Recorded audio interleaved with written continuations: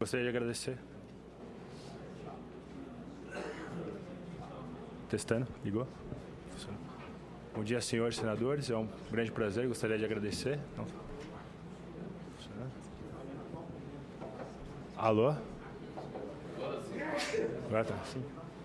Bom, depois de uma tão boa exposição do Paulo, principalmente exibindo a problemática por trás da dívida, a dívida em si só, ela é um problema que oriunda de todo esse descompasso, e eu vou tentar de uma maneira sintética e rápida, tentar trazer os maiores problemas e desafios do endividamento brasileiro atual. Primeiramente, até aproveitando uma frase que o Dr. Paulo disse nesses dias que estávamos conversando, o que é a dívida? A dívida é um compromisso de hoje, né, ou de ontem, exportado para o futuro. Famílias, empresas e a própria sociedade decidem consumir mais hoje ou investir mais hoje, em detrimento de uma maior obrigação no futuro. O grande problema é que quando boa parte desse endividamento começa a ser direcionado quase que exclusivamente ao consumo. Ou seja, quando você é investido, você planeja, de certa forma, você espera um crescimento maior no futuro, seja da sua renda familiar, seja, no caso do Brasil, da economia como um todo. Bom, sinteticamente, tentando ser uma forma mais didática, a dívida pública se estabelece em 3 grandes pilares.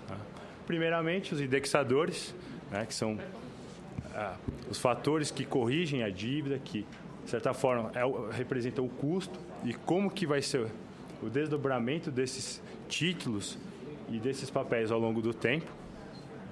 E isso depende bastante da questão da composição, que é o que a gente vai ver um pouco depois, que acaba onerando. As taxas.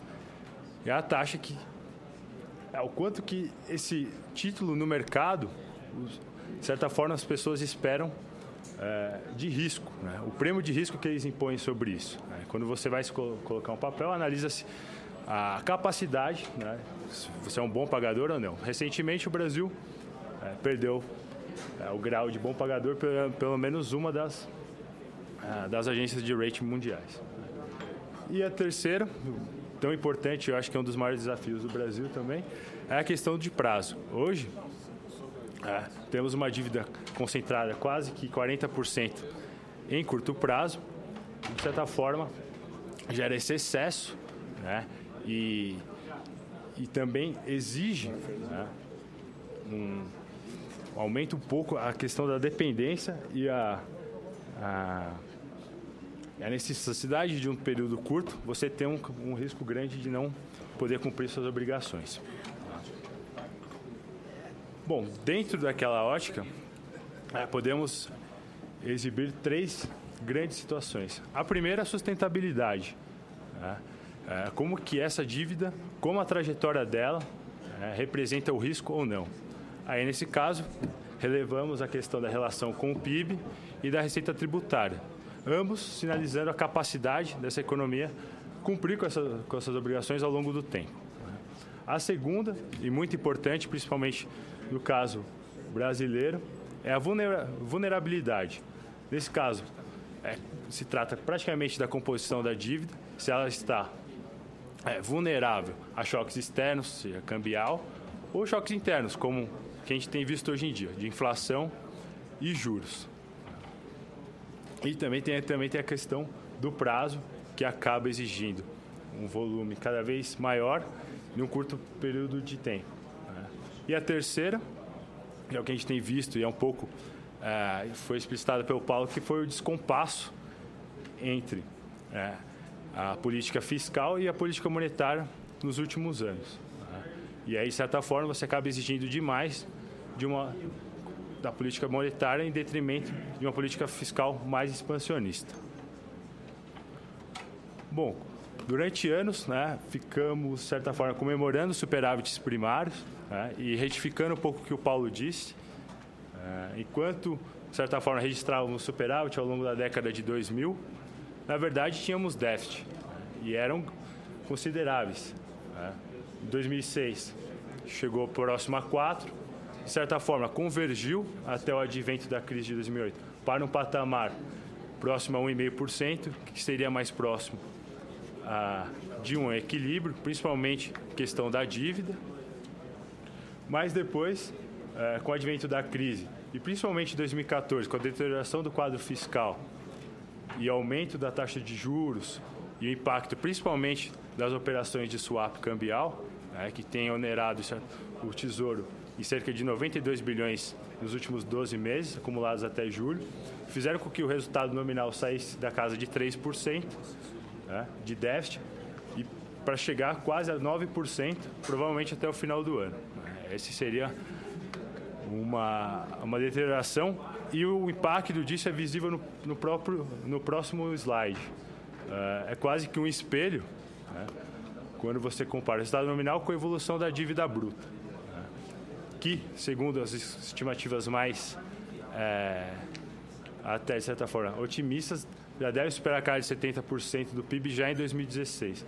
Ou seja, sem uma reversão clara e rápida dessa trajetória atual do endividamento e principalmente das despesas públicas, a gente pode caminhar num período até curto para uma situação de insolvência e provavelmente digna de períodos mais caóticos como na década de 80. Aqui, como eu havia comentado, a questão da vulnerabilidade, apesar dos esforços recentes, o Brasil passou de quase que uma dívida diária, no começo de 2000, para algo em torno de 3 anos e meio, agora em 2015, e comparando com outros países, por exemplo, Estados Unidos, 90% de sua dívida é de longo prazo, enquanto o Brasil é apenas 60%. Países mais endividados, como Portugal, mesmo Itália, têm níveis de endividamento de longo prazo acima de 90% também. Já o Brasil, como a gente vê, é uma estrutura de curto prazo, o que acaba exigindo em demasia do serviço da dívida. Como a gente pode ver, 40% praticamente do recurso previsto anualmente pelo orçamento são somente destinados para o pagamento e a rolagem da dívida. Seguinte, tratando um pouco da composição da dívida pública, esse um pouco retrata aquela questão que eu havia comentado da vulnerabilidade, ou seja, quase 70% de nossa dívida é atrelada a câmbio, inflação e a Selic. Choques como os recentes, tanto cambial quanto de juros, como de inflação, acabam impactando diretamente no custo de rolagem dessa dívida, fazendo com que ela caminhe, como o Paulo anunciou, para próximo a 8% e até 8,5% neste ano. Apesar de houve uma tentativa, a partir de 2010, de uma redução dessa dependência em relação à Selic. A gente pode observar que em 2010 girava em torno de 39%. Houve uma redução até 2013, quando chegou a cerca de 33,4%.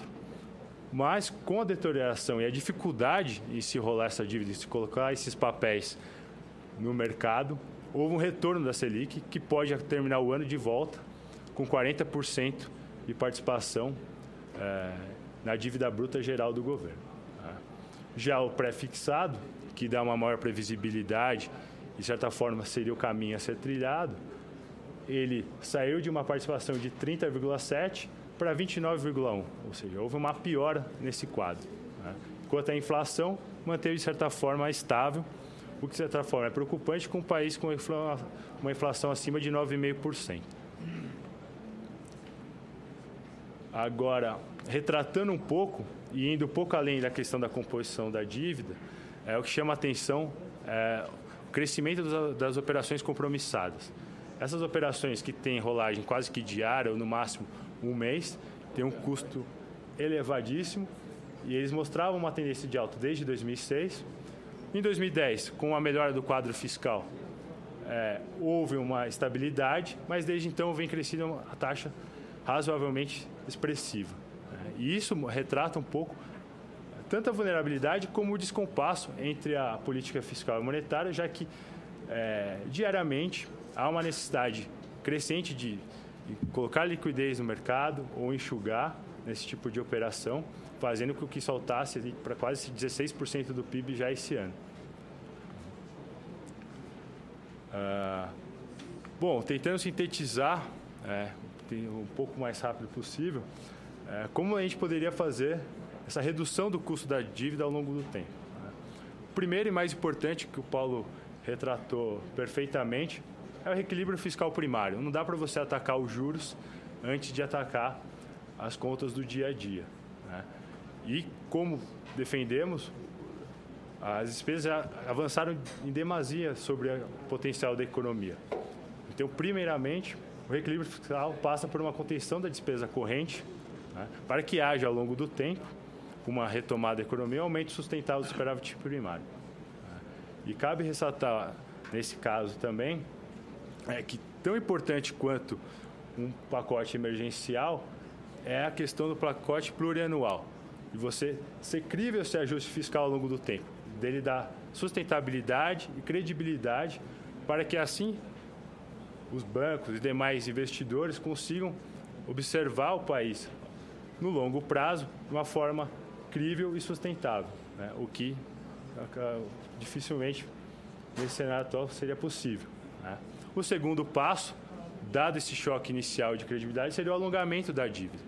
A gente alterar o padrão da nossa dívida de uma dívida quase que exclusivamente de curto prazo, com com vencimento médio de 3 anos e meio, para algo mais próximo a países até similares, a 10, 15 anos, estimulando esse tipo de operação, que daria maior sustentabilidade e exigiria menos do próprio caixa do governo anualmente, dando maior previsibilidade nos gastos e também reduzindo o peso sobre as operações compromissadas, e a extinção gradual das LFTs, que são as letras indexadas à Selic diária, que exigem um custo e acabam sendo impactadas quase que diretamente pela política monetária anti-inflacionária. Haveria uma necessidade de dissociar essas taxas de títulos mobiliários da taxa relativa ao controle inflacionário. Esse seria um passo adiante, que implicaria naturalmente na redução gradual dos juros, partindo de uma situação fiscal mais equilibrada, de uma pressão sobre a inflação de demanda oriunda da parte pública menor, exigiria uma taxa de juros menor. Os juros na economia brasileira caminharia ao longo do tempo para um patamar, diríamos, normal. E a questão da credibilidade, que eu acho que é um grande problema atual, que pode ser expresso pelo spread de risco, que mensura o custo e o temor desses agentes quanto à manutenção desses papéis. Com uma política dessa de reequilíbrio, de alongamento, redução gradual da vulnerabilidade, naturalmente a taxa de juros declinaria acompanhando essas medidas. E, por fim, como resultante desse cenário, haveria a trajetória de convergência da dívida. Não há problema em algum país ser endividado. O problema é quando essa dívida ela toma um rumo explosivo ou se estabiliza no patamar insustentável. O que nós precisamos agora é reverter essa tendência e fazer com que a dívida caminhe para um nível que seja suficientemente capaz de garantir um crescimento futuro para a economia brasileira e, ao mesmo tempo, não onere tanto as contas com os encargos.